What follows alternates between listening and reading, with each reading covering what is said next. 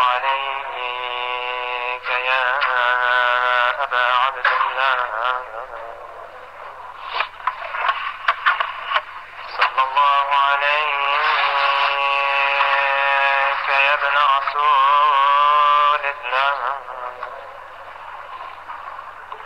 روحي وجسمي وأرواح العالمين لك الفداء يا شهيد ويا مظلوم كربلاء يا ليتنا كنا معكم فنفوز معكم فوزا عظيما. Look at the stars in Karbala. Look how they shine in night Nawa. Look at the stars in Karbala. Look how they shine in night Nawa. Next to Hussein they give their lives. Next to Hussein they give their lives. To protect him do they strive. To protect him do they strive. This is the love of Hussein.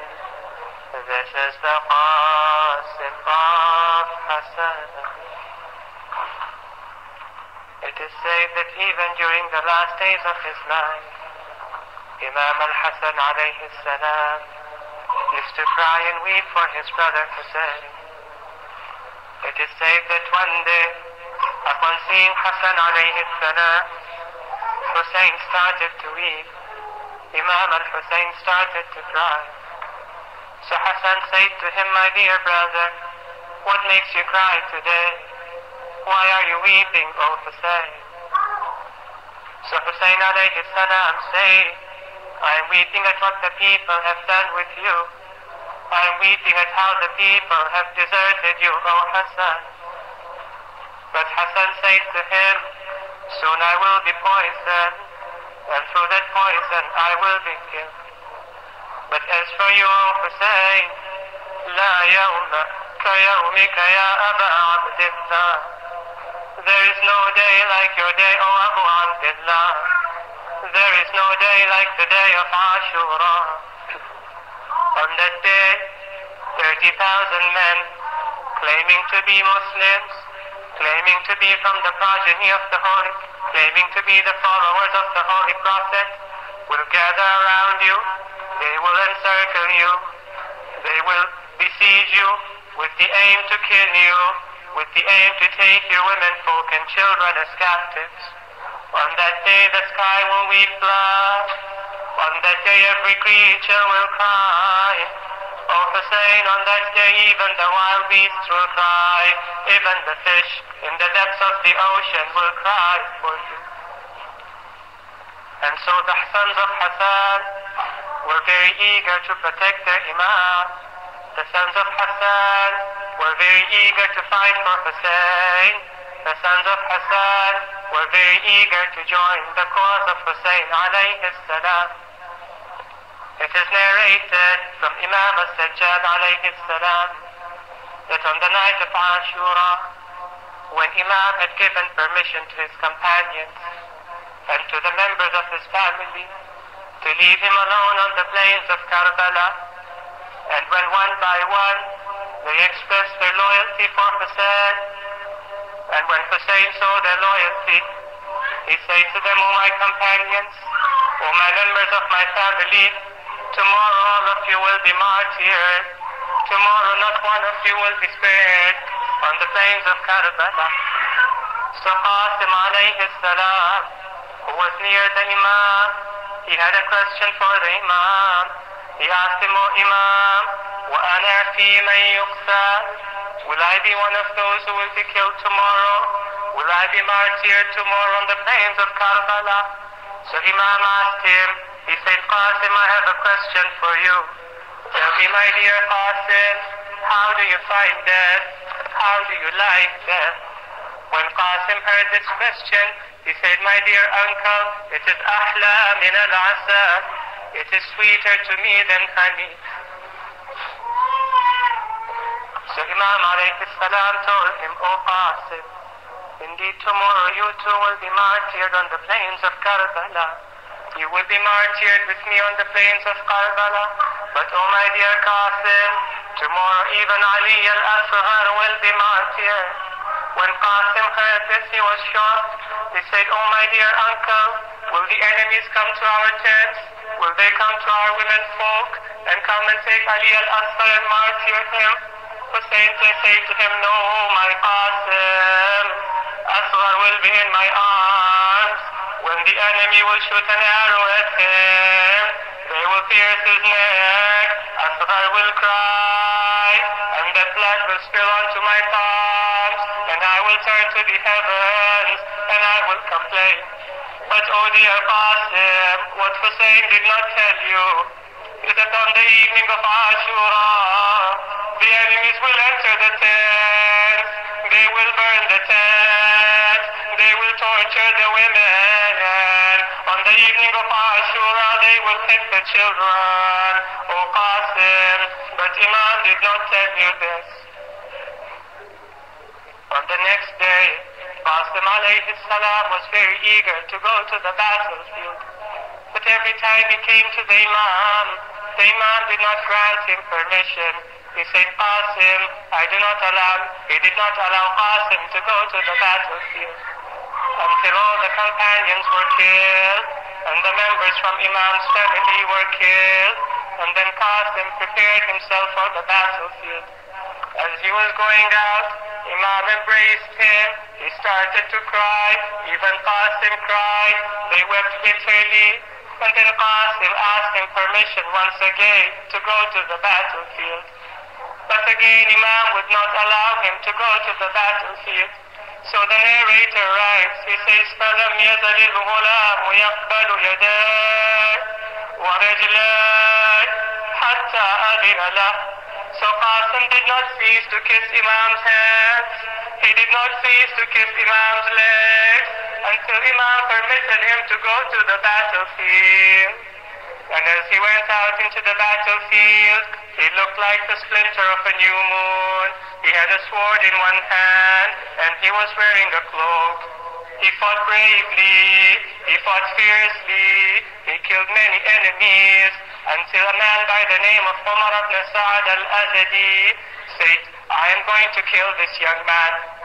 I am going to attack this young man. So the narrator says, I told him, why do you want to kill him? The enemy has surrounded him. The soldiers are around him. They will hit him and they will kill him. But he said, no, by Allah, I am going to kill this young man. So before Qasim could see him, before Qasim could react to him, he struck Qasim. He struck the flower of Hassan. He struck at the heart of Hussein. He struck so hard that he tore open the forehead of Qasim. So Qasim fell on the plains of Karbala, and he called out to his uncle, Ya Amma, Ya Amma, oh my dear uncle, come to my help. Oh my dear uncle, come to my assistance. So the same man came out of his tent. He came out like a fierce lion. He rushed into the battlefield.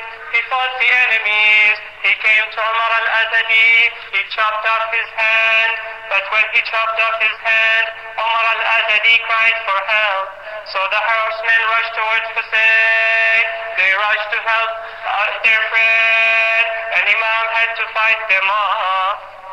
But after Imam fought them off, when he reached the body of Qasim, what did he see? When he reached the body of the flower of Hassan, did he see? He saw Qasim lying on the plains of Karbala. He saw Qasim full of injuries. He saw Qasim hitting his knee on the ground. It was so painful for Qasim that he was hitting his knee on the ground. Imam wept and he cried and he said, بُعَدَاءً لِقَوْمٍ قَتَلُوكَ. May the mercy of Allah be far from the people who have killed you. And then he expressed his grief, he expressed his loneliness, and he said, O Qasim, عَزَّ وَاللَّهِ عَلَىٰ عَمِّهِ. It is very hard on your uncle. It is very difficult on Hussein. أن تدعوه فلا يجيب. That you call to him, but he is not able to answer you. It is very hard on your uncle. أو يجيبك فلا ينفعك صوته. Or that he should answer you, but his answer is of no benefit to you. And then Imam expressed his loneliness. He expressed his loneliness and he said, هذا يوم والله كثر واسره وقل ناصره. By Allah, this is a day when his enemies are many. O Qasim, forgive me. O Qasim, do not blame me. Today my enemies are too many and my helpers are very few. And then Imam took the body of Qasim, put it to his chest, and carried it towards the tent. But all lovers of Hussein, all those who are weeping for Hussein, all the ones who follow Hussein, don't you see when Hussein went to the battlefield, he went alone. Don't you see when he fought the enemies, he fought them alone. Don't you see when he took the body of Qasim, he took it alone. This was the time on the day of Ashura when Hussein was alone. This was the time when the companions had been killed. This was the time when the members of his family had been killed. This is one of the times when a call was heard on the plains of Karbala. It was a very lonely call. It was calling out, أما من ناصر ينصرنا أما من مغيث يغيثنا. Is there no one to help us? Is there no one to protect us? أما من ذات يضب عن حرم رسول الله. Is there nobody to protect the family of the Holy Prophet? السلام على الحسين وعلى علي بن الحسين.